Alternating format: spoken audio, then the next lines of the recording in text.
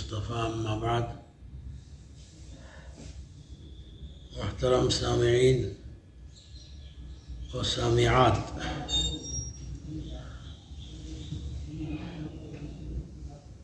ہم سب جانتے ہیں کہ ہمارے اس ریاست کرناٹک میں حجاب کے سلسلے میں جو پریشانیاں ہمارے سامنے آئیں 2 ماہ پیشتر اور ابھی تک اس کا سلسلہ جاری ہے،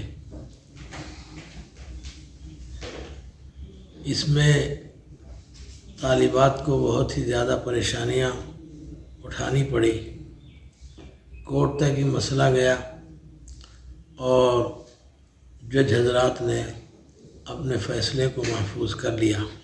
اس سے پہلے کہ فیصلہ آئے تو ہم تمام طالبات سے گزارش کرتے ہیں کہ وہ صبر و تحمل سے کام لیں اور چیخ و پکار نہ کریں، اپنی کالجوں کو جائیں اور اگر وہ اندر بلا لیتے ہیں تو ٹھیک ہے، نہیں ہے تو چیخ و پکار نہ کریں یہاں تک کہ کورٹ کا فیصلہ آ جائے۔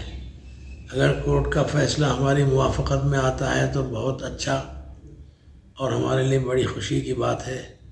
اگر کوئی ہمارے خلاف یا اور کوئی دوسری صورت ہوتی ہے تو انشاءاللہ ہم ضرور کوشش کریں گے اور حکومت سے درخواست کریں گے کہ وہ طالبات کو